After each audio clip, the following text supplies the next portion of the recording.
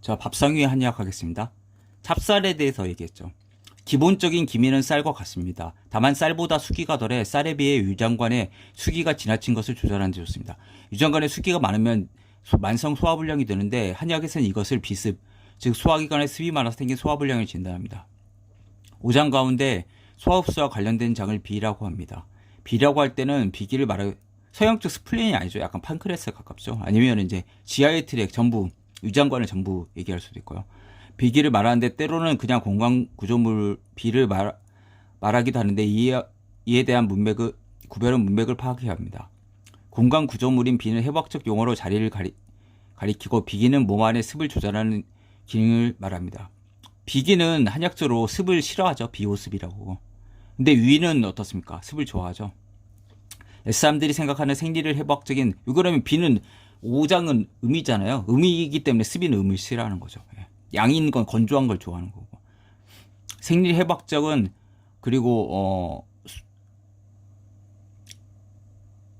태음경이죠. 족태음 비경이죠. 사람의 생리를 해부학적인 관점에서 판단해 보면 지라라고 보면 지라는 사실 스플린이죠. 사용학적으로.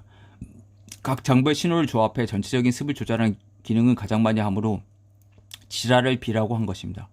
비는 사실 그러면 면역 기능이죠. 서양학적으로는. 지라는 위, 간, 췌장, 대장, 소장, 신장, 폐와 인접했습니다.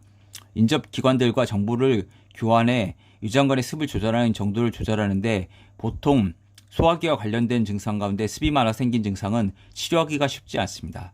양의학에서는 습이란 개념 자체가 없으므로 여기에 맞는 치료자가 없기 때문에 양약 소화제를 오래 복용해도 증상은 나아지지 않습니다. 한의학에서는 습을 치료하는 처방은 있으나 만성 소화불량의 경우 단순히 습이라는 하나의 증상으로 나타나는 것은 아니어서 쉬운 듯 하면서도 그리 쉽지 않은 치료가 습에 의한 소화불량입니다.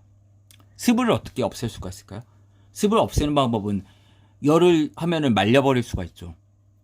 그 다음에 소변으로 빼낼 수 있죠. 땀으로도 빼낼 수가 있죠.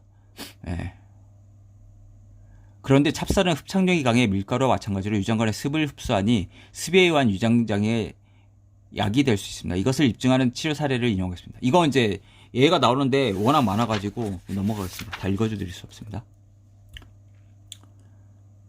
40대 만성 유궤양 환자를 증상을 지닌 환자를 한약적으로 변증하면 위에 열과 습이 많다는 것입니다. 왜 유장에 열과 습이 많은지 인용문에 대한 정보만 가지고 추정은 어렵지만 유궤양에는 증상은 열과 습입니다. 확실한 것은 유장에 습과 열이 많은 사람인데 의조부가 선택한 처방은 모두 속을 덮이는 것이라서 환자의 증상을 치료하는 것과는 거리가 먼저. 그런데 보통은 일반적으로 따뜻한 약을 쓰죠. 유장 치료하는 건. 물론 유유장이 열이 있으면 찬약을 쓰지만 석고같이.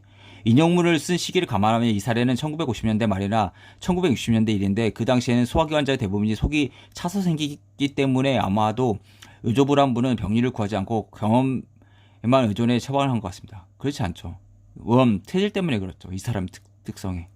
근데 이제 먹고 살기 힘들 때는 오히려 차서 생겼다. 기능이 저하되는 게 많죠.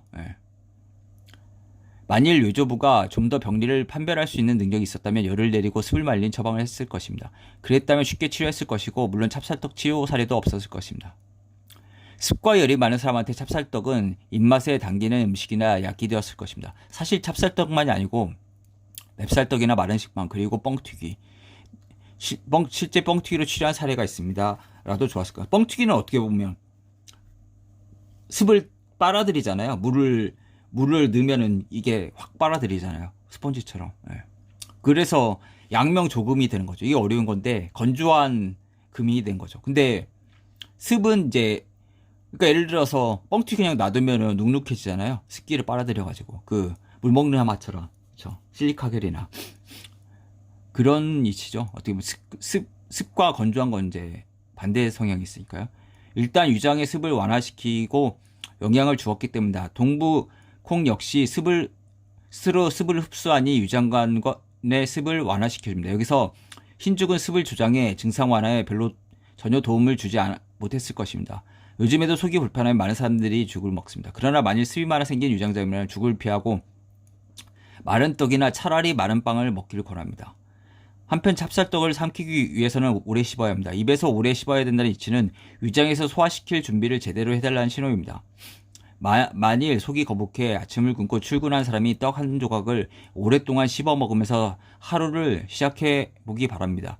아침 음식을 씹는다는 것이 하루의 활동을 시작하면서도 위장관도 같이 활동하게 한다는 생리적인 뜻이 담겨 있습니다. 덧붙여 유산에는 마지막에 나타내는 부종이나 타박상 치료에 찰밥이나 찰떡을 붙이면 증상이 완화되거나 치료되는 이치는 매일 항목에서 이야기합니다. 그래서 근데 웃기는 게 있죠. 여기 보면은 찹쌀 나미죠. 나미. 빙글빙글 나미가 아니라요. 예. 자, 찹쌀을 보면 성질이 차고라고 돼 있죠. 약간 차고라 서늘하고도 하다. 근데 한의학적으로는 따뜻하다고 보통 얘기를 하죠. 성질이. 예. 근데 이게 문제가 뭐냐면 곡식에서 성질이 차고 따뜻하고 자체는 큰 의미가 없는 거예요. 큰 편차가 없어요, 사실. 약물에 비해서. 그러니까 예를 들어서 36.5도니까 36도도 차다고 할 수 있잖아요. 그 정도 레벨인 거죠. 36도에서 37도 사이에. 그러면 37도도 덥다고 할 수 있잖아요. 그러니까 곡식 자체는 인체에 그렇게 큰 그런 그 영향을 주지 못한다는 거죠. 이건 음식에 갔기 때문에. 중초를 보하고 기를 생기게 하며 광란을 먹게 한다. 광란은 토사광란도 있고 이제 건강란도 있죠. 아까 그건 습광란이고 열을 많이 생기게 하여 대변을 굳어지게 한다. 여러 경락을 막히게 하여 팔다리를 잘 쓰지 못하게 하고 풍을 일으키고 기를 동하게 하여 정신을 얼떨떨하게 하므로 혼혼다수 많이 먹어서는 안 된다. 오랫동안 먹으면 몸이 약해진다. 고양이나 개가 먹으면 다리가 굽어들어 잘 다니지 못하게 된다. 그리고 사람의 힘줄이 늘어지게 된다. 그렇지는 않죠. 이게 뭐 계속 그걸 먹을 수가 없는데. 근데 찹쌀을 먹을 때 어떤 때 소화가 잘 돼, 어떤 때는 체한 느낌을 주기도 하잖아요. 인절미 먹으면 그렇지 않아요? 네. 이게 끈적끈적하니까 오히려 소화가 부담이 되니까, 그러니까 이런 것 같아요. 아까 그 조현상님도 찹쌀, 그러니까 오랫동안 씹어 먹으라고 하는데 오랫동안 씹어 먹으면 좋아 몸에. 근데 그냥 안 씹고 이렇게 넘기면은 이게 소화가 안 된 느낌 있잖아요. 왜 그러면 끈적끈적한 걸 소화를 못 시키는 것 같아요. 위에 들어가면. 그래서 맵쌀과 찹쌀은 거의 비슷하다. 그러나 찰지고 찰지지 않는 것은 다르다. 벼는 가스랑이가 있는 까끄라기가 있잖아요. 있는 곡식인데 맵벼와 찰벼를 통틀어 벼라고 한다. 찹쌀은 성질이 차지만 술을 만들면 성질이 열해진다. 그리고 술지개미는 성질이 따뜻하고 평하다. 마치 약전국의 장이 성질이 같지 않은 것과 같다. 여기 찰벼집도 나오고 그렇죠. 그래서 결론을 내리자면 우리가 이제 뮤신이라고 있잖아요. 그 유벽 보호하는 물질. 근데 그게 그 산약이라고 해서 마에도 있고 찹쌀에도 있는 것 같아요. 그러니까 이제 이게 들어가면은 유벽을 보호해줘, 유산을. 그렇게 따지면 유를 보호를 해주는 건데 문제는 또 얘가 그냥 막 들어가 씹지 않고 막 넘겼어. 그럴 때는 소화가 안 되잖아요, 그렇죠? 그래서 이제 그게 소화가 안 될 수도 있다. 소화될 수도 있다. 습대무이다. 뭐 이렇게 하는데 그건 그냥 생활 습관에서 잘하면 되고 저는 성질이 따뜻하다는 게 맞는 것 같아요. 찹쌀이란 거 자체는. 그래서 보면은 찹쌀에는 항상 팥이 들어가잖아요. 팥은 성질이 차죠. 그러니까 이게 맞는 거고 동의보감보다 오히려 그 다음에 적소드라고 하는 팥은 소양인 음식이죠. 그리고 찹쌀은 소음인 음식이잖아요. 이게 섞여 있는 거죠. 어떻게 보면 이 자체는 이렇게 좀 봐야 될 것 같아요. 이게 모순이 되는 것 같은데 자세히 한번 연구를 해보고 본인이 어떻게 보면 맞는 걸 먹어야 돼요. 그리고 국식 자체는 그렇게 오래 막 이게 식사로 먹자는 찹쌀밥 한번 먹을 수가 있잖아요. 뭐 그런 것들을 이제 뭐 확인을 한번 해본다든지 이렇게 해보는 것도 좀 좋을 것 같습니다. 그러니까 어떻게 보면 찹쌀은 끈적끈적하잖아요. 그러니까 정에 어떻게 보면 더 가까운 거죠. 그냥 맵쌀보다도. 그러면 신장의 그 에센스 정액 약간 그런 느낌이 주잖아요. 그렇습니다.